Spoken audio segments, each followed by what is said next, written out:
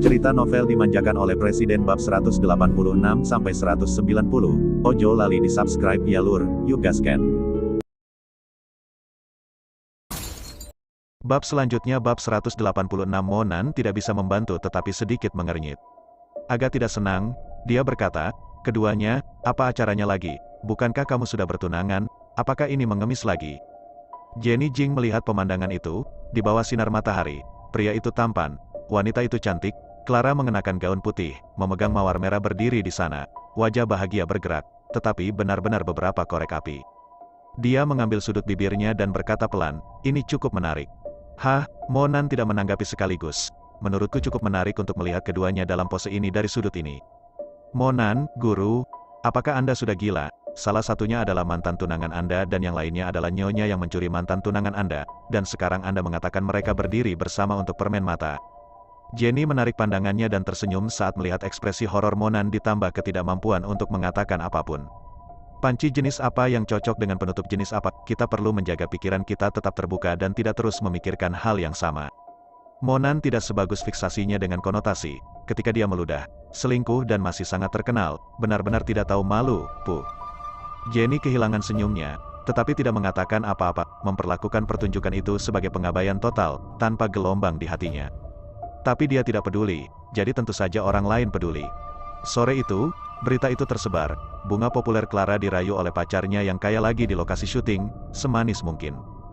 Teman selalu suka membaca gosip hubungan, terutama jenis gosip manis yang sebanding dengan drama mirip idola dan menyebarkan gula secara online. Ada curahan pujian padanya, dan bahkan ada sekelompok kecil orang yang menjadi penggemar job mereka.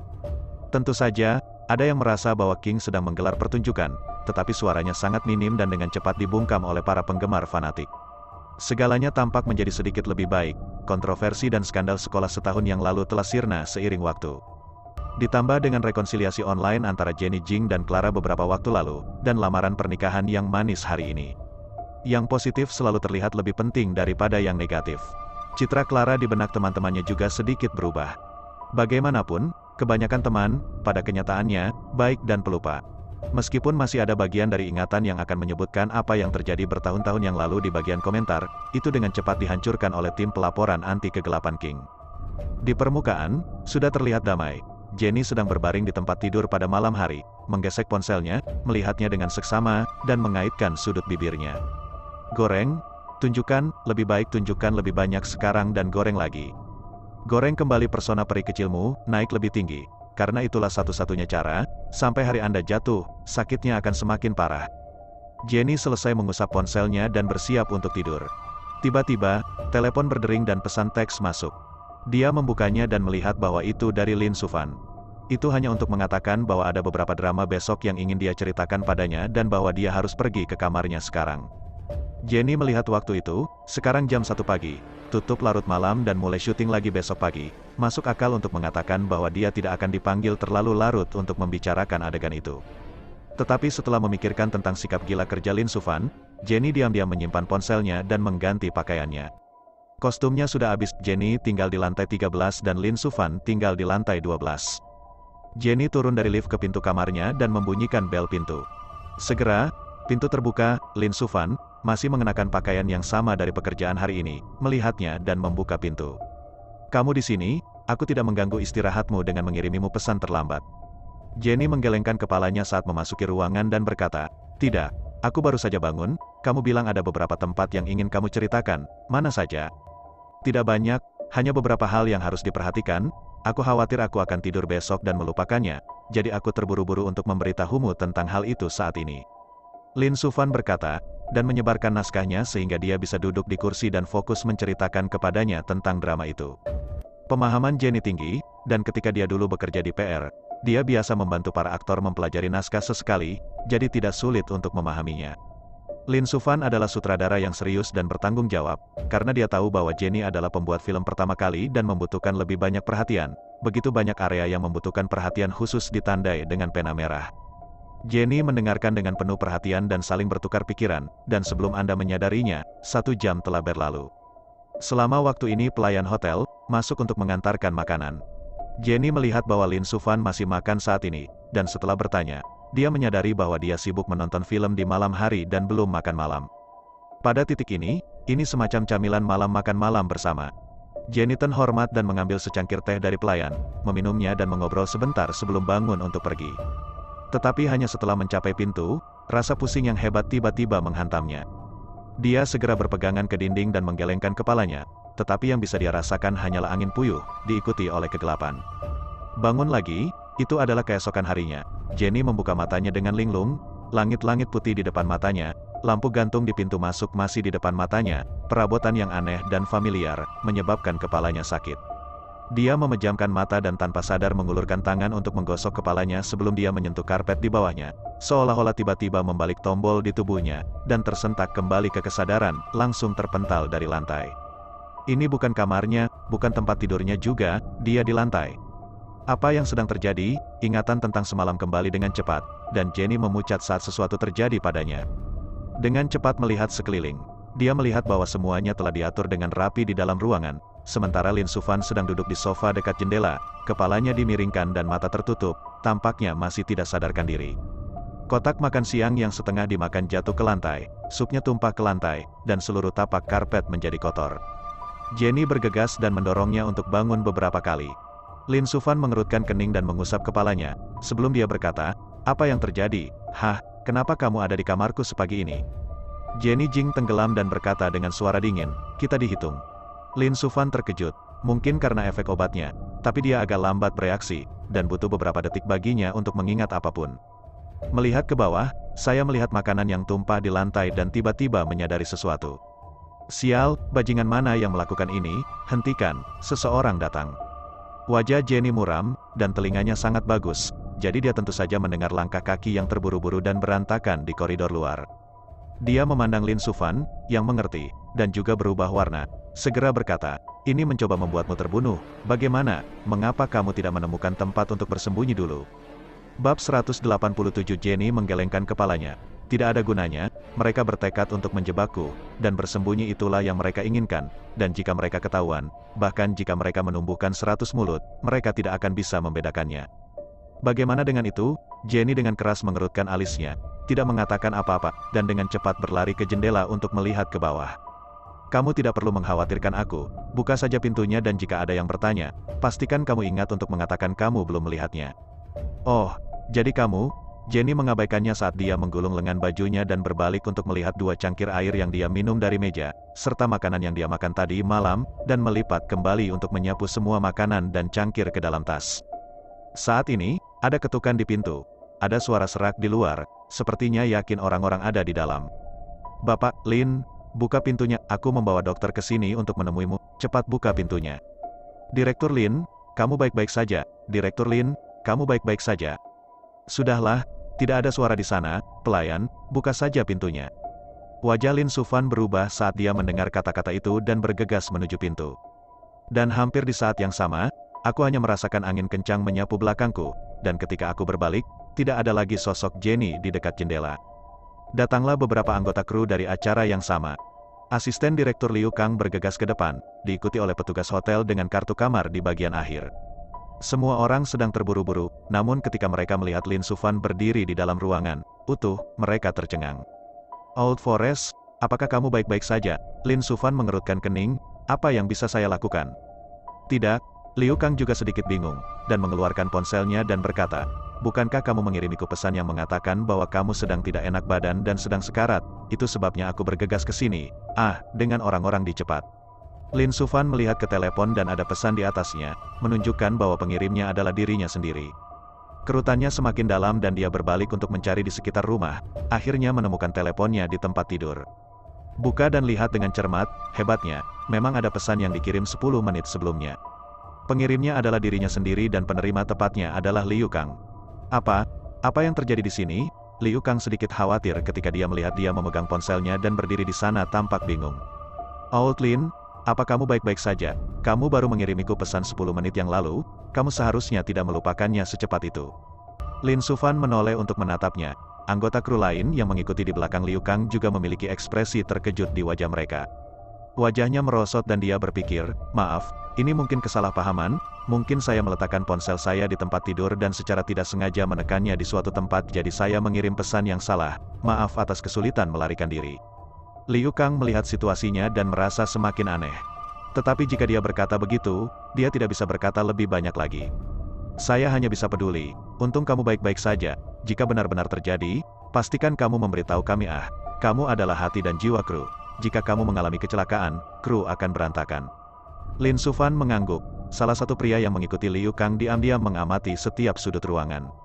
Lin Sufan memperhatikannya dan bertanya, apa yang kamu lihat? Pria itu kembali ke akal sehatnya dan berkata dengan datar, tidak ada, saya hanya berpikir ada yang aneh tentang ini. Direktur Lin, apakah Anda yakin Anda baik-baik saja? Lin Sufan tidak bergerak sedikit pun, saya baik-baik saja. Kalian semua pulang. Liu Kang mengangguk, yang membawa pria itu pergi. Setelah secara pribadi mengirim sekelompok anggota staf yang peduli, Lin Sufan kembali dan menutup pintu, lalu wajahnya benar-benar tenggelam. Dia berjalan cepat ke jendela dan melihat keluar. Tidak ada apa-apa selain jendela kosong, belum lagi seseorang, bahkan sehelai rumput pun. Lin Sufan panik dan hendak memanggil Jenny ketika bel pintu berbunyi. Dia tidak tahu siapa yang berlari lagi pada saat ini, dan membukakan pintu dengan sedikit ketidaksabaran, itulah sebabnya dia pergi ke pintu. Tanpa diduga, pintu terbuka, namun Jenny terlihat berdiri di luar. Lin Sufan kaget, Jenny, kamu baik-baik saja? Jenny Jing menggelengkan kepalanya, melihat ke kiri dan ke kanan, dan berkata dengan suara yang dalam, masuk dulu. Baru saat itulah Lin Sufan dengan cepat membiarkannya masuk. Pintu tertutup dan Jenny melihat sekeliling rumah untuk mencari sesuatu. Lin Sufan datang dan bertanya, bagaimana kamu bisa keluar? Tahukah kamu aku tidak melihatmu di bawah tebing sekarang? Aku hampir mati ketakutan, kupikir kamu akan jatuh. Jenny memeriksa seluruh ruangan untuk memastikan tidak ada yang mencurigakan lagi, sebelum kembali. Dia memandang Lin Sufan dan tersenyum, jangan khawatir, saya baik-baik saja sekarang, bukan? Lin Sufan tampak kaget dan masih shock saat dia bertanya, jadi bagaimana kamu bisa keluar? Bukan apa-apa, tapi saya melompat ke langkan ruangan di bawah, dan saya beruntung dan kebetulan menemukan ruangan di bawah tempat tamu pagi check out dan pintu terbuka menunggu petugas datang dan membersihkan, jadi saya keluar tepat di atas. Dia berbicara dengan tenang, tetapi Lin Sufan menatap dengan kaget. Mau tidak mau melihat ke bawah lagi ke jendela, tidak yakin, maksud Anda melompat dari sini, ke langkan di bawah. Jenny mengangguk, Lin Sufan menelan ludahnya dan menatapnya dengan cara yang aneh. Setidaknya tingginya 3 meter di sini, jadi kamu, oke, aku tidak bisa melihat kamu masih memiliki keterampilan seperti itu. Jenny tersenyum, tidak berkomentar, dia membawa percakapan ke titik, katakan apa pendapat Anda tentang yang satu ini. Saat menyebutkan ini, Lin Sufan menjadi dingin, kali ini, jelas ada seseorang yang mencoba menjebak kita. Jenny mengangguk, pertama, mereka membujuk saya ke kamar Anda, kemudian membius kami hingga koma, mengatur pesan teks berjangka waktu di telepon Anda, dan memberitahu kru lainnya untuk datang keesokan paginya. Jika kami tidak bangun lebih awal dan benar-benar menemukan mereka datang, kami akan langsung ketahuan di tempat tidur, dan kemudian kami tidak akan bisa mengatakan apa-apa bahkan jika kami memiliki 100 mulut. Hal yang paling halus adalah bahwa pihak lain tidak muncul secara langsung sepanjang waktu, bahkan di pagi hari, mereka menggunakan asisten Direktur Liu dan yang lainnya, sehingga bahkan jika semuanya berhasil, mereka tidak akan melibatkannya, tamat. Wajah Lin Sufan berubah saat dia mendengar kata-kata itu. Orang di balik plot ini sebenarnya sekejam ini, hatinya sangat hina. Dia menatap Jenny dan mengerutkan kening. Jadi, menurutmu bagaimana mereka membius kita? Saya menduga masalahnya ada pada makanan dan minuman yang diantarkan tadi malam. Itulah sebabnya saya hanya membawanya saat saya pergi. Jadi saya akan tahu jika ada masalah saat mengujinya. Lin Sufan sangat setuju padanya. Pada kenyataannya, jika bukan karena reaksi cepat Jenny, dia mungkin tidak akan mengingat kejadian ini sekarang. Pikiran tentang sedikit orang yang baru saja masuk, jika ada yang dengan sengaja mengambil atau menghancurkan benda-benda ini, itu akan menjadi satu-satunya bukti yang tersisa. Ini pasti akan memperkuat hubungannya dengan Jenny. Bab 188. Mari kita tidak membicarakan tentang dampak insiden ini kepada kru, Jenny, dan reputasinya sendiri. Hanya Biden Lu saja yang tidak bisa melewati rintangan itu. Memikirkan hal ini, Lin Sufan tidak bisa menahan perasaan takut. Dia mengeluarkan ponselnya dan mulai menelepon dengan wajah muram, sambil berkata, tidak, saya akan menelepon polisi mengenai hal ini, dan saya tidak akan membiarkan orang yang melakukan ini lolos, saya T. Namun, sebelum telepon dihubungi, itu dipegang oleh segelintir orang. Jenny menatapnya dan berkata dengan serius, kita belum bisa memanggil polisi. Lin Sufan bingung, mengapa? Jenny menjelaskan, mari kita tidak menyebutkan bahwa kita tidak terluka sekarang, tetapi makanan dan minuman yang kita miliki tidak cukup bagi polisi untuk membantu kita menemukan pembunuh yang sebenarnya. Tidak hanya itu, tetapi ada juga kemungkinan besar bahwa itu akan membuat seseorang lengah. dan pada akhirnya masalah ini sebagian besar akan hilang, dan itu belum akan baik untuk kru. Jadi tidak ada gunanya memanggil polisi, sekarang. Lin Sufan tercengang, setengah lusin kali, sebelum dengan pasrah berkata, begini jadinya. Jenny tertawa, tentu saja tidak. Dia berhenti dan berkata dengan tulus, jika kamu percaya padaku, serahkan saja masalah ini kepadaku untuk diselesaikan, aku pasti akan bisa mengungkap pelakunya yang sebenarnya. Lin Sufan mengerutkan kening, bukan karena dia tidak mempercayai Jenny, hanya saja dia merasa masalah ini melibatkan dua orang dan sepertinya agak tidak baik membiarkannya menyelesaikannya sendiri. Sambil ragu-ragu, telepon berdering, sekilas ke ide penelepon menunjukkan bahwa itu adalah asistennya, Cho, yang menelepon. Lin Sufan hanya bisa menjawab telepon terlebih dahulu, mengucapkan beberapa kata dan mengubah wajahnya. Jenny memperhatikan dari samping, sedikit menunduk, memikirkan sesuatu, rasa dingin menyelinap di matanya. Benar saja, segera Lin Sufan menutup telepon, dia memandang Jenny. Wajahnya telah berubah, dan berkata dengan suara yang dalam, ini buruk. Foto-fotomu memasuki kamarku tadi malam sudah muncul di atasnya, aku hanya takut pihak lain sudah melakukannya. Lambang alis Jenny Jing bergerak, dengan cepat mengeluarkan ponselnya dan mengetuk roof-nya. Hanya kerutan yang terlihat, dan memang ada beberapa gambar yang meledak. Di koridor yang remang-remang, Jenny menunduk dan bergegas ke kamar Lin Sufan untuk berfoto. Salah satunya menunjukkan dia berdiri di ambang pintu, dengan Lin Sufan mengapitnya untuk membiarkannya masuk, kedua wajah mereka terekspos dalam bidikan, lebih jelas, dan mencoba lolos begitu saja. Teks yang menyertainya bahkan lebih kuat. Aktris dengan nama belakang tanda pagar J yang mengetuk pintu larut malam untuk karya seni, tanda pagar. Hal pertama yang muncul di benak Anda segera setelah Anda mendengar aktris bermarga J adalah Clara. Saya tidak berharap untuk mengklik dan mengetahui bahwa itu adalah Jenny. Berkat panasnya beberapa hari terakhir, kita semua akrab dengan nama dan wajahnya. Jika foto-foto sebelumnya yang diambil di lorong restoran hanyalah tangkapan 22, ini adalah real deal. Lagi pula, dalam kata-kata Friends, aktris mana yang akan mengetuk pintu sutradara di tengah malam? Semuanya ada di lingkaran ini, jangan berpura-pura tidak bersalah. Itu berlebihan sebelum menyangkalnya, jadi apakah ada ruang untuk mencuci lantai kali ini ketika semuanya begitu jelas? Ini bukan taman kanak-kanak, tidakkah Anda benar-benar tahu bahwa pria dan wanita berbeda dan tidak tahu untuk menghindari kecurigaan? Itu diperdebatkan dengan hangat di lantai pertama. Terlebih lagi, beberapa, yang awalnya mengidentifikasi diri mereka sebagai Clara, menggedor keyboard dan mulai mengutuk bahkan sebelum mereka melihat lebih dekat. Pada akhirnya, ditemukan bahwa orang yang salah telah dibentak, dan mereka dibentak kembali oleh fans King. Tapi tidak seperti ada yang tahu siapa prajurit keyboard itu, jadi betapa tidak menyenangkannya meneriaki mereka. Akhirnya, semua kutukan berkumpul di sini di Jenny. Panggil dia tidak tahu malu dan panggil dia karena merayu sutradara. Vehead besar lainnya dari Maya Jing muncul, dan Cannonball Riders. Pemeran utama wanita untuk drama ini awalnya adalah Clara. Karena Jenny Jing adalah adiknya dan ingin berakting di film ini, Clara melepaskan peran itu. Tapi aku tidak tahu dia akan begitu tidak berterima kasih dan merayu sutradara lagi, dan aku tidak tahu apa yang dia sembunyikan di perutnya. Imajinasi teman tidak terbatas, hanya dengan kata-kata ini saja, Anda segera bertukar pikiran tentang adegan di mana saudari itu sangat mencintai saudara perempuannya, tetapi saudara perempuan itu sangat rakus dan tidak tahu berterima kasih sehingga dia bahkan mencoba untuk berkolusi dengan sutradara untuk menggantikan saudara perempuannya, memaksanya ke dalam situasi putus asa. Terlebih lagi, sudah mulai dipertanyakan apakah skandal dari tahun lalu itu nyata atau tidak. Maya tampak begitu baik dan memberi begitu banyak untuknya, adiknya. Apakah dia benar-benar melakukan sesuatu yang akan menyakitinya dan menjebak saudara perempuannya karena sedikit cemburu? Ada banyak diskusi di jaringan dan segala macam kebisingan. Jenny memeriksa masing-masing, dan semakin dia melihat ke belakang, wajahnya semakin tenggelam. Bagus, Clara, ada jalan ke surga tetapi Anda tidak menerimanya, dan tidak ada pintu ke neraka tetapi Anda ingin masuk. Maka jangan salahkan dia karena bersikap kasar. Lin Sufan juga memperhatikan bajingan itu, dan semakin dia memperhatikan, dia menjadi semakin marah. Dia pada dasarnya kaku di alam, dan jika dia tidak begitu terus terang, dia tidak akan terkubur selama bertahun-tahun dengan bakatnya membuat video musik sederhana. Saya tidak menyangka ini terjadi kali ini ketika saya mengalami kesulitan untuk syuting drama saya sendiri untuk pertama kalinya. Dia melihat komentar cabul di atasnya dan bergidik dengan amarah. Bagaimana orang-orang ini, orang-orang tanpa bukti dan hanya beberapa gambar, mengatakan hal-hal yang tidak bertanggung jawab seperti itu. Apakah mereka tidak takut pembalasan? Bibir Jenny Jing mengait dengan dingin, dan sedikit rasa dingin muncul di matanya yang indah. Jika Anda takut akan pembalasan, Anda tidak akan melakukan hal yang begitu jahat, Direktur Lin. Anda tidak harus berurusan dengan ini, saya akan menanganinya. Dia berkata saat dia beralih ke antarmuka Miss Pes dan mengetik dengan cepat. Lin Sufan tercengang, melihatnya dengan tatapan kosong. Apa yang akan kamu lakukan?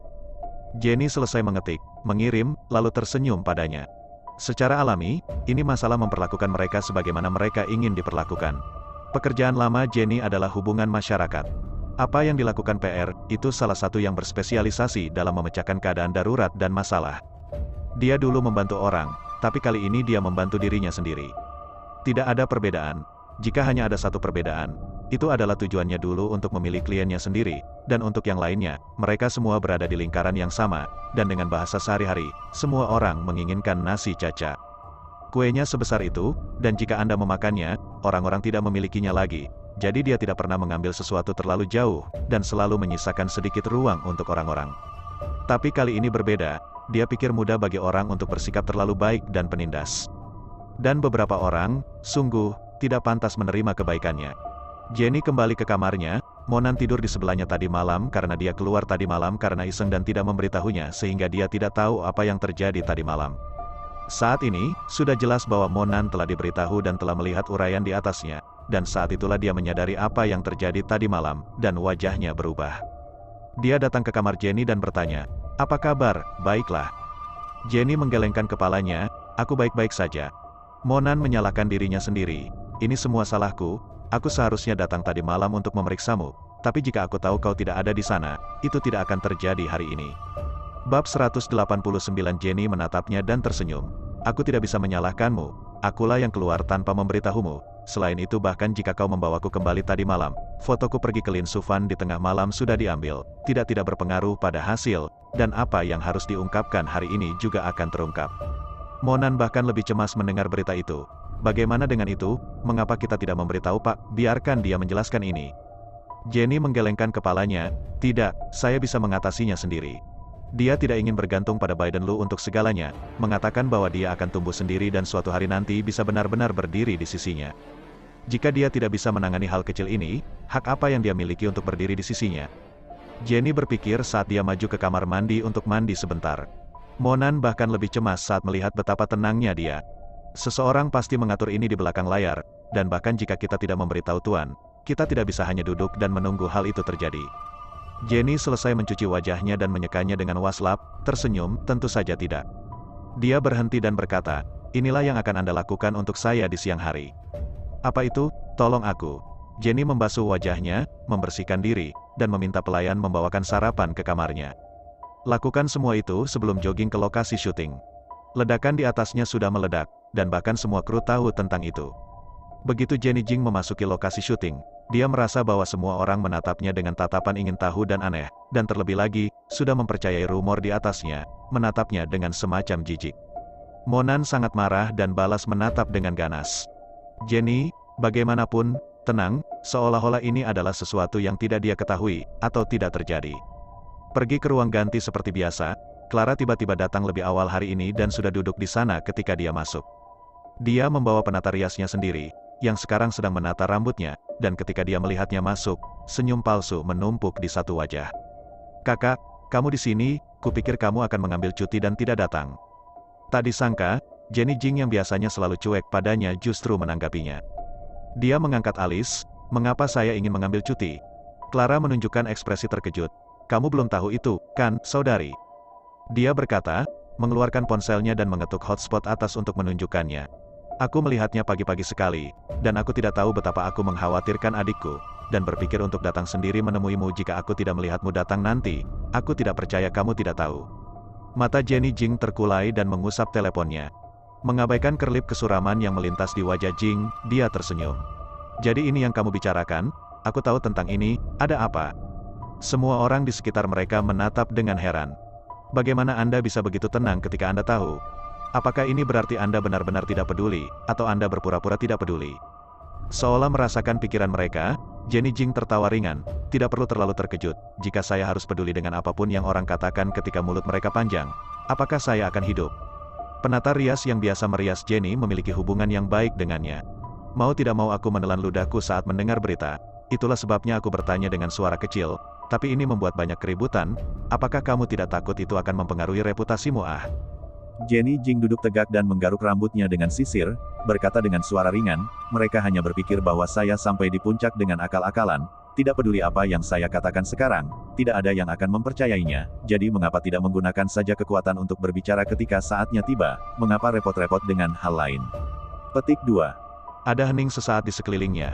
Jenny Jing melihat wajah Clara yang agak jelek dari sudut matanya dan tersenyum. Menurut pemikiran Clara dan Yu Xiulian, Jenny Jing belum pernah syuting sebelumnya dan pasti tidak bisa berakting dengan baik. Ketika saatnya tiba, tidak perlu mengatakan apa-apa lagi, hanya untuk menekannya dengan kekuatan. Tetapi saya tidak berharap untuk mengetahui sampai setelah dia memasuki grup bahwa dia tidak hanya dapat berakting, tetapi dia juga sangat pandai dalam hal itu. Ketika mereka bermain melawan satu sama lain, dia telah melakukan yang terbaik untuk menekan Jenny, tetapi tidak hanya pihak lain tidak ditekan olehnya, ada kecenderungan tersembunyi baginya untuk menang. Clara sangat marah, namun, semakin marah Anda, semakin Anda marah, dan ketika Anda marah, Anda cenderung terganggu, dan saat Anda teralihkan, Anda cenderung melupakan dialog Anda. Lin Sufan telah kehilangan kesabaran padanya beberapa kali di lokasi syuting karena insiden ini. Desas-desus sudah beredar di sekitar para pemeran bahwa dia, yang pernah memenangkan penghargaan untuk aktingnya, tidak berakting sebaik orang baru. Hanya saja karena posisi Kari Clara di sana, sangat sedikit orang yang berani mengatakan hal seperti itu, dan kebanyakan dari mereka hanya membisikkannya secara pribadi, tanpa benar-benar menyebarkannya. Tapi cukup luang untuk mencapai telinganya, memikirkan hal ini, Clara tidak sabar untuk menggertakkan gigi peraknya. Jenny Jing memandangi wajahnya yang berubah gelap dan tersenyum, tapi ngomong-ngomong, saya juga menemukan kejadian tadi malam aneh. Saya hanya pergi untuk berbicara dengan Direktur Lin tentang naskahnya, tapi saya tidak berharap untuk diam-diam difoto dan diunggah oleh seseorang yang memiliki niat untuk melakukannya. Siapa yang menatapku dengan ketidaksenangan dan mencoba mendiskreditkanku? Saudari yang baik, kau tahu. Clara tercengang, tidak menyangka dia akan bertanya pada dirinya sendiri. Menghadapi tatapan tajam dan dingin Jenny Jing, dia gelisah sejenak, tanpa sadar mengelak sedikit. Butuh beberapa saat sebelum dia berkata, bagaimana saya tahu, adik saya tidak tahu siapa yang dia sakiti di luar sana, mungkin mereka mencoba menyakiti Anda. Jenny mengangkat alisnya, oh, jadi kamu mengakui bahwa aku juga dijebak. Clara terhenti, menyadari bahwa dia terjebak dalam perangkapnya, dia tiba-tiba menjadi sangat marah. Saya tidak mengatakan itu, tapi sebagai seorang aktris, kapan buruknya berbicara tentang naskah dan harus menunggu sampai malam? Sangat konyol bagi seorang saudari untuk melakukan sesuatu sendiri dan akhirnya menyalahkan orang lain. Jenny Jing dengan dingin menahan bibirnya. Apa yang terjadi dengan aktris itu? Seorang aktris pantas keluar pada malam hari, umurnya 9102 tahun. Mengapa pikiran adikku masih busuk? Saya tidak melihat perbedaan antara berbicara tentang skrip di malam hari dan di siang hari, tetapi itu hanya tergantung pada waktu mana yang lebih nyaman. Adapun mereka yang dengan demikian saling menuduh tidak bijaksana, saya hanya akan mengatakan bahwa yang bernafsu melihat yang bernafsu. Apakah dia diharapkan untuk bersikap objektif dan tidak memihak dalam pandangannya tentang masalah ketika otaknya sendiri tidak bersih, tidak peduli apa yang dilakukan orang lain, dan ketika dia melihat orang-orang dengan mata berwarna? Ada hening sejenak di ruang ganti saat kata-kata itu mereda. Kerumunan memperhatikan dua saudara perempuan saat Anda dan saya melakukannya, dan tidak ada yang berani mengatakan apapun. Clara tidak menyangka Jenny Jing akan menjadi begitu fasih. Apakah ini masih Jenny Jing yang tua, kaku dan pendiam? Bab 190 untuk sesaat, dia berhasil tersenyum dan berkata, aku hanya mengatakan itu dengan santai. Apa yang membuat kakakku begitu bersemangat? Jika kamu belum melakukannya, dan jika kamu bersih, apakah Anda masih takut orang-orang akan salah menuduh Anda tentang itu? Jenny Jing menyeringai, publik harus waspada, tapi tidak peduli apa yang orang lain pikirkan, selama kamu tidak berpikir aku orang seperti itu, saudari. Clara tidak mengerti apa yang dia maksud dengan itu. Apa maksudmu selama dia tidak berpikir dia orang seperti itu? Kapan dia, Jenny, pernah begitu memedulikan pendapat kakaknya?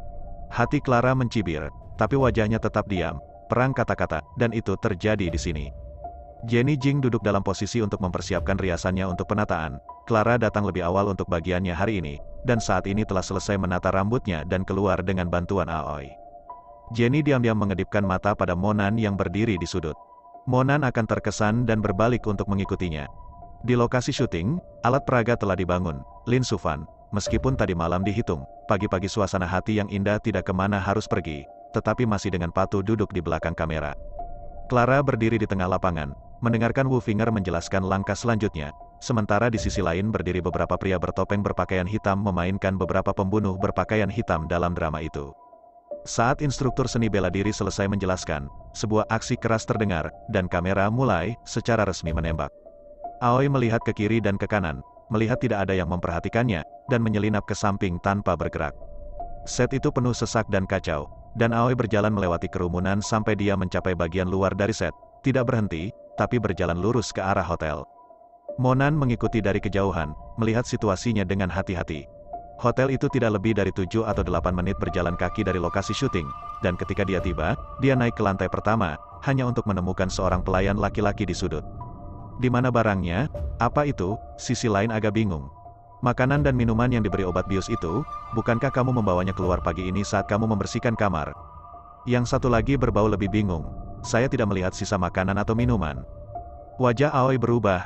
Kamu tidak membersihkan kamar. Aku membersihkannya, tapi aku tidak melihat sisa makanan atau minuman, jadi kurasa sudah selesai.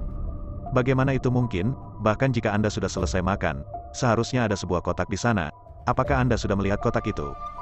Pelayan itu menggeleng. Wajah Aoi berubah total. Pihak lain berpikir sejenak, dan sepertinya bereaksi terhadap keanehan masalah ini, diikuti dengan perubahan warna dan bisikan, apakah mereka menemukan sesuatu. Sampah tidak dapat menemukan apapun. Aoi menjadi sedikit cemas dan menginjak beberapa kaki di tempatnya. Apa yang harus kita lakukan? Jika hal-hal tidak ditarik kembali dan Sister Maya mengetahuinya, dia tidak akan melepaskan saya. Atau kamu bisa mengatakan padanya bahwa kamu sudah membuang barang itu, dia tahu tidak akan tahu. Tidak, jika kamu tidak melihat apapun di sana saat kamu masuk, itu pasti disembunyikan oleh Lin Guiding dan yang lainnya, dan jika aku berbohong padanya sekarang setelah itu kembali dan Lin Guiding mengeluarkannya nanti, Sister Ya akan membunuh saya. Wajah pelayan itu berubah tak sedap dipandang mendengar berita itu. Setengah lusin kali sebelum berkata, dengan tidak puas, jika kamu bertanya padaku, kamu seharusnya tidak setuju untuk melakukan ini untuknya, hati nurani yang bersalah melakukan hal yang memalukan seperti itu. Kata-kata, setelah beberapa saat, dia berkata, tidak apa-apa, aku akan kembali menceritakannya seperti itu, kamu harus berhati-hati selama 2 hari ke depan, agar kamu tidak terjebak. Pelayan itu mengangguk dan mereka berpisah, dalam kegelapan. Monan meletakkan ponselnya dan memutar ulang video yang diambilnya di ponselnya, menganggukkan kepalanya dengan puas. Tidak butuh waktu lama bagi Aoi untuk kembali ke lokasi syuting. Kebetulan pada saat itulah Raja Maya menembak jeda dan sedang duduk di sana sambil minum air. Aoi berjalan ke arahnya dan membungkuk untuk membisikkan sesuatu di telinganya. Wajah Clara berubah drastis, dan alam bawah sadarnya adalah secangkir air yang dilemparkan, membentak dengan marah, sampah, apa gunanya membesarkanmu jika kamu tidak bisa menyelesaikan ini? Aoi terciprat ke seluruh wajahnya dan menundukkan kepalanya, menggigit bibir tanpa mengucapkan sepatah kata pun. Orang-orang di sekitar mereka tertarik oleh suara di sana dan tidak bisa tidak melihat ke atas. Baru saat itulah Clara menyadari bahwa dia telah kehilangan kesabaran, dan langsung mengubah wajahnya di hadapan publik, tampak lembut dan prihatin. Kenapa kamu begitu ceroboh? Membawa segelas air juga akan bikin tumpah. Oke, turun dan ganti baju, tidak perlu urus aku di sini. Aoi menggigit bibirnya dengan setengah hati, sebelum berbalik. Dalam lingkaran ini, ada berbagai macam orang, dari yang cantik sampai yang cerewet, munafik dan yang jahat seperti teratai putih. Tetapi selama hal-hal tidak melibatkan diri mereka sendiri, tidak ada yang akan banyak membicarakannya. Ini adalah kesepakatan diam-diam yang umum di dunia orang dewasa bahwa segala sesuatunya tidak penting, bahwa mereka tinggi.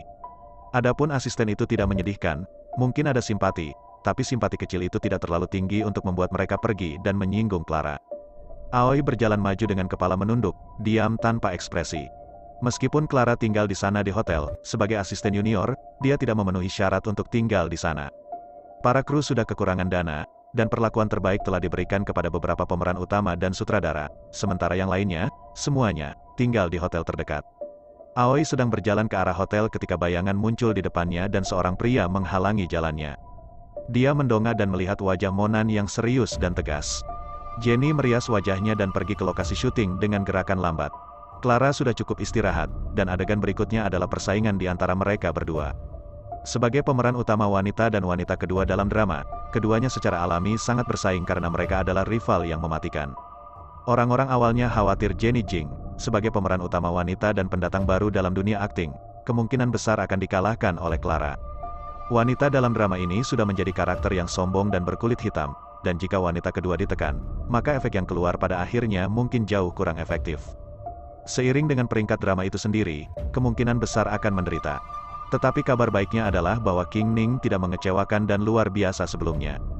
Dan meskipun Clara melakukan beberapa kesalahan, tetapi bagaimanapun juga, dasarnya ada di sana, tidak cukup baik untuk dianggap bermain dengan mulus. Pasalnya, Skandal Jennie yang heboh jadi spekulasi beberapa hari terakhir ini. Bahkan drama yang tak punya reputasi sama sekali ini pun sedikit panas. Makanya hari ini siang akan ada media untuk mampir untuk roadshow photoshoot. Sudah diinformasikan Lin Sufan, untuk aransemen seperti itu sudah tidak diragukan lagi. Dia hanya peduli tentang membuat film yang bagus, dan sisanya, dia bisa melakukan apapun yang dia suka, tidak masalah.